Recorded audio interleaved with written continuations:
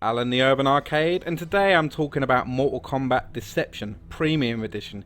Yes, something we never received here in the UK, and it made me so angry. It was something I always wanted. I remember hearing about it after getting Deception, that they brought out a Premium Edition that had a Mortal Kombat 1 on a separate bonus disc.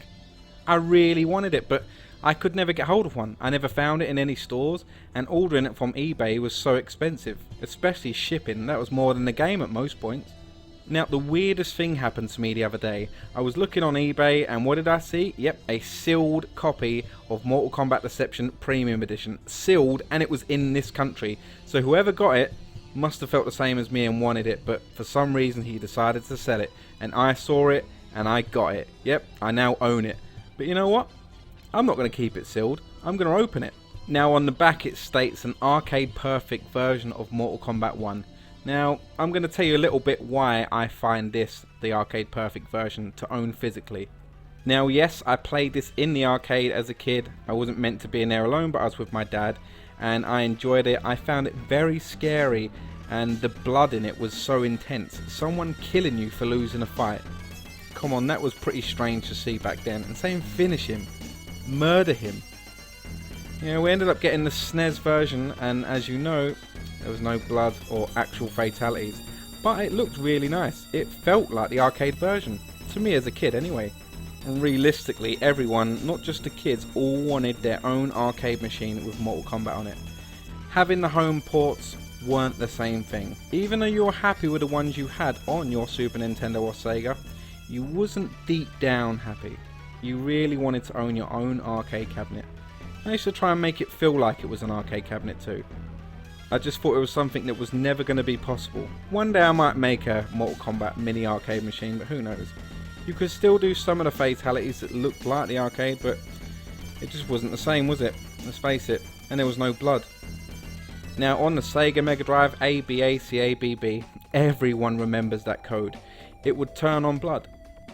It wasn't arcade perfect. It looked a lot worse than the SNES, but it played better. I only noticed that when I got older that the SNES had a slight lag to it. Now, sure, I've played them on MAME, I still do now, but playing this back as a kid was nice that you could perform the fatalities. And it also had a lot more similarities to the arcade version. The intros, for instance, and you could see the little bios of the characters. They weren't animated, but it was nice. I didn't like the sound as much as I did the SNES, and it just looked very washed as well. Now, I'm not saying that these were the only ports available, but they were the most common ports available. Pretty much everyone had either the Sega Mega Drive or SNES version, and I did prefer the SNES version. And it was nice that you owned your own copy of Mortal Kombat. But it still wasn't there. I always wondered in the back of my head, will we ever get a Mortal Kombat version that's like the arcade to play at home? Is there a possibility that that could actually happen one day? I was very skeptical. Don't get me wrong, there's a lot of things I still do love about the Sega Mega Drive version. The washed and kind of grainy graphics gave it that gritty feel, that more eerie vibe to it. That's what I thought about the Sega version anyway. And there was the MS-DOS and Sega CD version, which seemed to be a lot better than what I was playing, but like I said, they weren't as common. Or at least you could do the fatalities, with and without blood. My next answer to owning an arcade version of Mortal Kombat was on this plug and play TV game. When I first got this, I got it from Argos, and it was the non-blood version. It was horrible, it was so pointless. And now I have two of the ones with blood on them. And you know what? This is like the SNES and Sega version combined. Years later came Midway Arcade Treasures 2 on the PlayStation 2 and every other console available at the time. And yes, you got a arcade perfect version of Mortal Kombat 2 and 3. That was brilliant, but where was Mortal Kombat 1? It was on Premium Edition, something we didn't get here in the UK, so they didn't put it on the disc. I mean, sure, don't put it on the disc if we get Mortal Kombat Premium, but we didn't. So why didn't we get Mortal Kombat 1? Yeah, it was sealed. This game still is sealed because I've got a copy of this, so I don't need to open it. But this is what I'm really talking about. Yes, this game is Mortal Kombat 1 in its own case, in its own disc. Look at it, it's got a nice shiny case to it with that glowing effect. Oh look, a steel tin card. Who gives a shit about that? This is all I care about. I have Mortal Kombat 1, to me an arcade perfect version. Yeah, I know the music is muted on the courtyard stage, and at the end credit music cuts out right before the end, and I did the EJB menu on this, so you can see it if you want. And yep, you can fight Reptile. I've done it before, so yes, it's the same as the arcade version. It's slightly similar to the Midway Arcade Treasures Extended Play Edition on the PSP. If you play through that, you'll see what I mean, but this one's a lot better. It's just so nice owning an arcade version of the game on a disc, something I can have and have forever.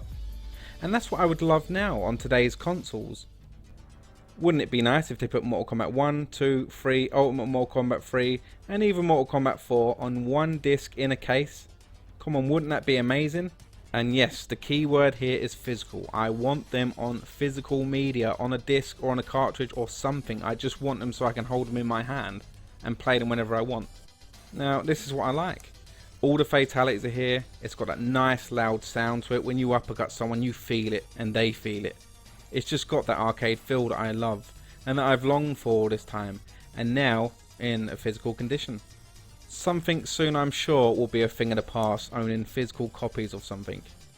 Now, I do own digital versions of games only, like Street Fighter 3rd Strike, Mortal Kombat Arcade Collection, because that was the only way you could get it. Something I thought that was going to be released on disc also. Well, one of the first things I ever remember in an arcade is seeing someone get knocked off the pit and landing on the spikes. I was literally in shock. I couldn't believe it. Now, we did get Mortal Kombat Arcade Collection for the PlayStation 3 and Xbox 360. Yeah, Mortal Kombat 1, 2 and Ultimate Mortal Kombat 3. They're meant to be arcade perfect, but there was a lot of issues with them that a lot of people picked up straight away. You know, I didn't mind it so much. I got it on day release. I like the sidebars that you see here, but I noticed it was slightly washed. And if anything, the worst part about this collection is the sound. On all three of them, there's sound issues. And it's not like they're little unmissable issues, especially if you've played these a lot. You'll see what I mean. Like the clapping, for instance. That sounds ridiculous. And not only that, why does it have to say saving every time you play around? Why? It doesn't need to save anything. What, your scores? The other games didn't need that, and if they did, why show it? Hide it at least. Goro's Lair music completely cuts off. That I find amusing. All these years later and they couldn't even get a little collection right.